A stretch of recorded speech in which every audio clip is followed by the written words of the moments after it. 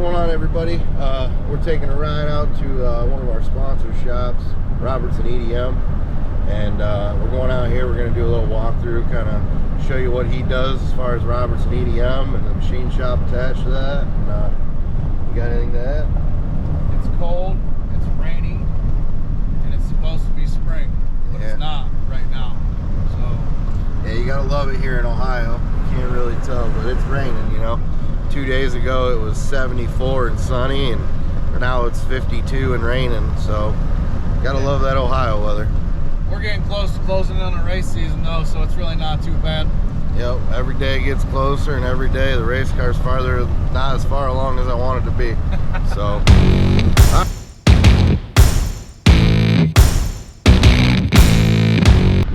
well, welcome YouTube. We took a little field trip today. You've probably seen the Turnworks Machining and Fabrication, but I'm sure you've seen the Robertson EDM on the side of the car and wondered, what the hell is EDM? Well, we're here at Robertson EDM today. We're going to do a little shop walkthrough and explain to you what EDM actually stands for, and show you what Jeff Robertson does here in his own shop. So let's check it out. What's going on, Jeff? Not much. So we just explained to the folks on YouTube that, you know, they've seen the name on the car and they probably wonder what the heck Robertson EDM means. And here we are at your shop, so we figured you'd be the person to help us walk through and explain some of this stuff. So first, let's kind of take a walk around and show us what you got here. All right. Well, we got Akuma milling machines here, machining centers, wire EDM. We have 4 of those. This is our new one here. We have an Agi sinker, where we don't generally do conventional like molds and stuff. We just generally line keyways and burning threads. And so this is the front part of the shop, obviously probably the oldest part of the shop. Yeah, this is the oldest part. And then you get back here in the newer part of the shop, and this is even a little bit different than the last time I was here. It looks like you've gotten some newer machinery and some more machinery. We squeezed some more machines in here. We got the Haas lathe. We got 3 Southwest mills here. They're all bed mills. And we used to have Bridgeports, well, these are so much more efficient. Mm-hmm.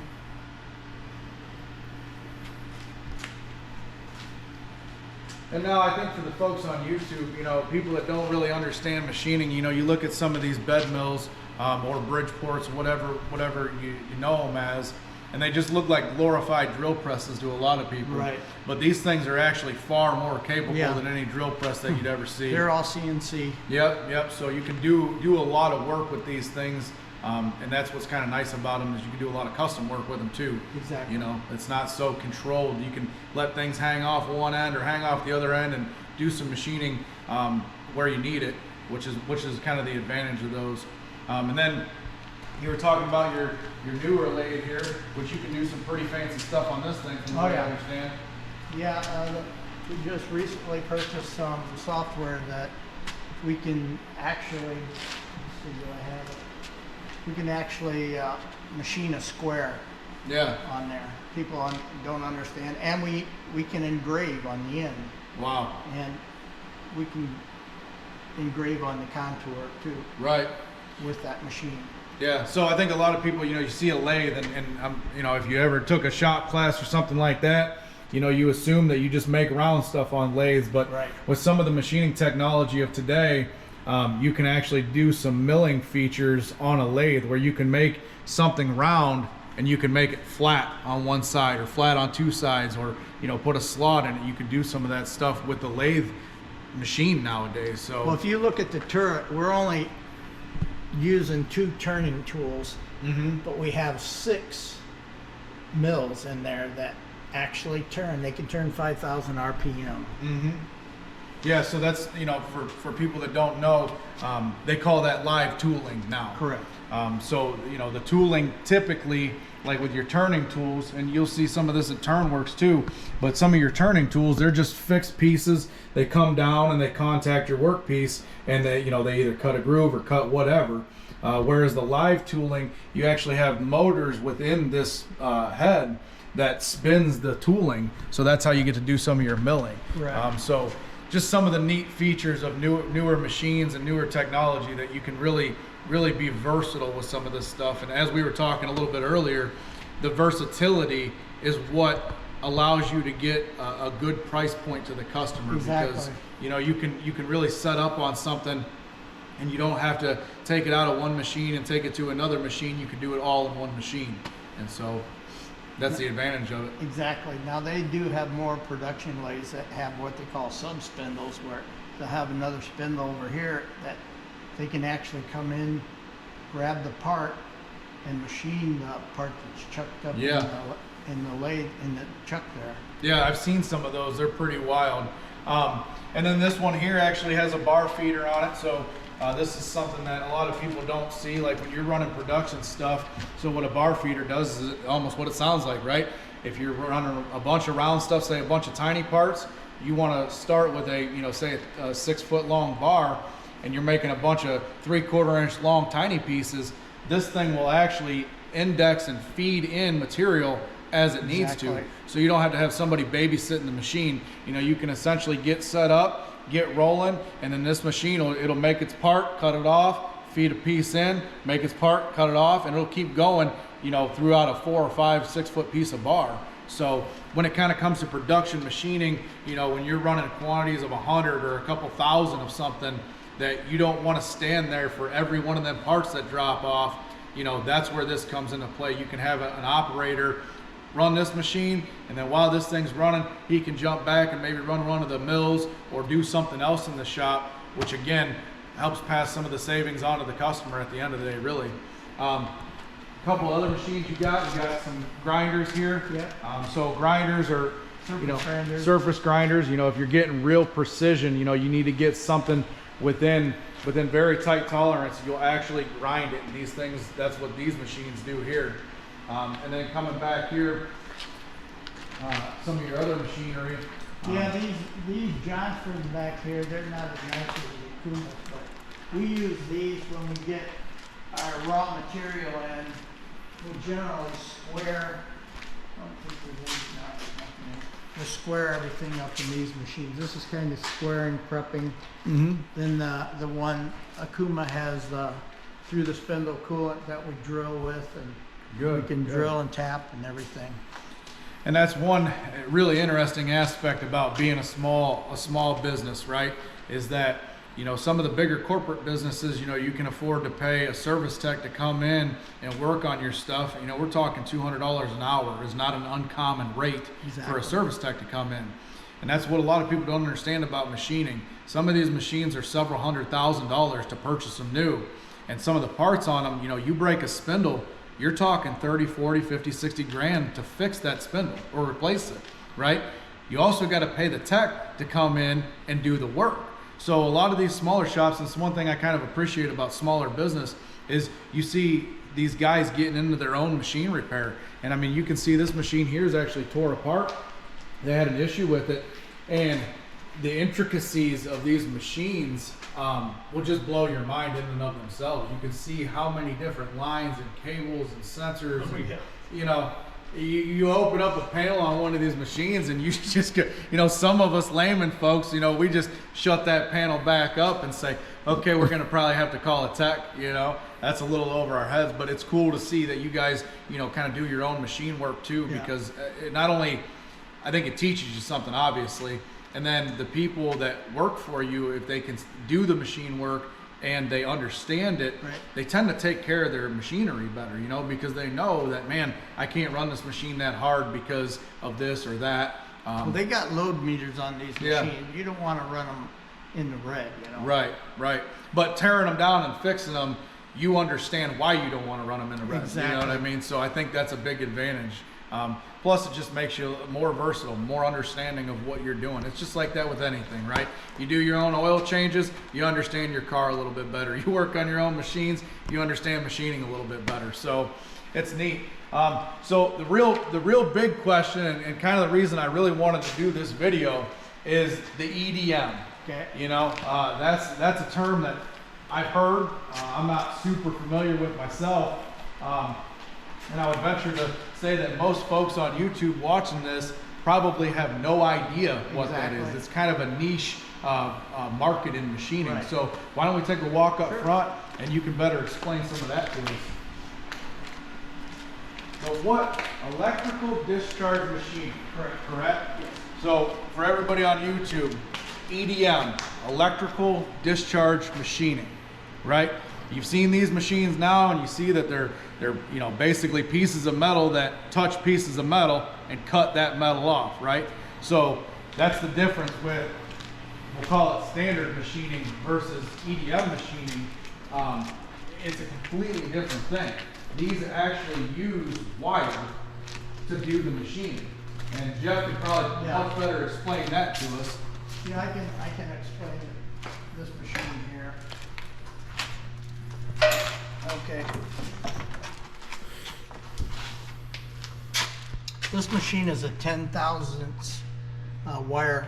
It uses 10 thousandths brass wire. It's hard brass, and it comes in. We use 22-pound spools, and it comes off the spool and goes around all your tensioning. Comes through this pipe, and when it threads, this will come down and seat in here, and a stream of water will go down to the lower head, and the wire will pass through that stream of water into the lower head, and then it'll go back to some pinch rollers. And the reason these machines are so accurate is because it always uses a new tool. We never reuse the wire. It gets recycled. And the way this thing works, it's a lot of people, it blows their mind. But that wire, when it's cutting the steel, never touches the steel. Over here, we have all these are our flushing pumps, and those two big things are filters. In other words, the water, it comes out, the dirty water that comes out of the tank goes through them filters and back in the clean water side of the tank here. And that small one, that's a resin canister, and that's what deionizes the water. It's like the actual water is used to pretty much like an insulator. And what happens is the wire's going through your metal part, which is these are just where we've cut the shape out of it, and we use this as a punch. And the start hole, the wire comes in and goes around and cuts the punch out. The wire never touches the steel. If it touches the steel, the machine would alarm out in a short, and the machine would try to get out of a short by reversing and backing up the same path it came. Mm-hmm. And then once it releases, then it'll start cutting again. But what happens is you got a wire, and around the wire is the water, and this happens 1,000 times a second. Is the deionize, and it's like the conductivity of the water, it increases in the water around the wire, and once it reaches a certain point, it discharges to the steel, and it like vaporizes the steel as it's going. And it's not a very fast process, but it's a very accurate process. Like now they got stuff like water jet and laser that can do similar, but they can't hold the accuracy as a wire machine. Right. And like if a customer orders a punch and they 6 months down the road they reordered the same punch, we can cut it exactly like the first one. Right. And so what they do is they just put it in their die or whatever they're installing it in, and just go from there. And they don't have to tweak anything in. It's just change it out. It's kind of like spark plug. Take one spark plug out, put a new spark plug in. And that's always been the neat thing about EDM to me is, you know, I mean, you can see these two pieces here, you know, this is thick material. And so all of your work that's done in here is already to size. It's holding, I mean, we talked in the last video a little bit about thousandths of an inch. This EDM can hold within tenths of a thousandth of an inch, right? Which is very, very tight. I told you last time, 3 thousandths was a human hair roughly, right? So we're talking tenths of that. And everything's accurate all the way through the size of this whole piece, right? So through something this thick, if you've ever cut a 2x4 at home or something like that, you know your blade will drift a little bit. You know, you might get to the end of that cut and it's a little bit angled or it's a little bit off. So you understand that the thicker the material, the harder it is to maintain the size. That's the beauty of wire EDM, is we're holding tenths of thousandths all the way through the thickness. I mean, and through these intricate patterns. And that's one thing that I think is really neat about EDM, and that's where it's better than a laser, because a laser, it can hold some real accurate tolerances and move really fast, but the thicker the material, that's when you start drifting. That laser will start drifting, that beam, whereas the wire EDM does not do that. Same with a water jet, it can drift a little bit. So when you're looking for something that holds really tight tolerances and potentially thick material or even exotic material, these things can cut pretty much anything that's conductive, right? So titanium, some of your harder alloys and things like that, that's what these are really good for. If you got something that's hard and thick and you need it precision holes, that's what EDM machining is used for. And it's just kind of a neat segment of the machining industry that's not talked about very often, because there's not a whole lot of people that do it. And so I think that's one of the neat things about Robertson EDM is, yeah, he can do all the standard kind of machining that, you know, most people have heard of or maybe seen, but it's this wire EDM thing that's kind of unique to Jeff and his operation, and really produces some cool parts for a lot of unique customers. So how long you been at this now, Jeff? I started in 1996. 1996. So any advice to the you know, maybe people out there that might be thinking about starting a business? I mean, you've been around the block a time or two now. Well, it doesn't happen overnight. You have to build a clientele. You do good work at a reasonable price, you're not gonna have any trouble. But you're not gonna go gangbusters, right? I mean, you're gonna be eating ramen noodles and stuff before you get going. But now we're established. We got customers that keep coming back because they know we do good work at a reasonable price, and so that's what it's all about. Made in America, buddy. Made in America. And that's a beautiful thing. And yeah, I've heard that from countless people that have been in business for a long time, that, you know, you have to, you know, eating ramen noodles, spending, you know, all day, all night out in the shop, 7 days a week. You don't get weekends. You don't get to go on vacation. And so when you see a small business that's came from, you know, 1996 and now it's 2022 and they're still producing parts, they still got customers, you know, they've put in the work, they've put in the effort. And again, you know, kind of to cap it all off, made in America. I think that's pretty cool. And we really appreciate you showing us around here, Jeff. No problem. Keep in mind, if you folks out there got anything that you need machined and maybe Turnworks can't do it or CCR can't do it, maybe it's something custom, call Robertson Machine or get a hold of one of us and we'll direct you his way. What's your phone number here, Jeff? 419-658-2219. And you either talk to Jeff or talk to Haley. Haley is Jeff's daughter, and she kind of runs the machine shop and has been doing a real good job doing that. So she's a woman, and she knows how to machine. So perfect. So it's really a true family business. Exactly, yep. It's in her blood. Family business made in America. So like I said, get a hold of him if you need anything kind of custom done. He's probably your guy. And I mean, between all of us, between you and us and CCR, if you need anything machined, welded, fabricated, I'm sure we can help you out or at least point you in the right direction. That's really all we got for you guys today here, and we'll see you soon.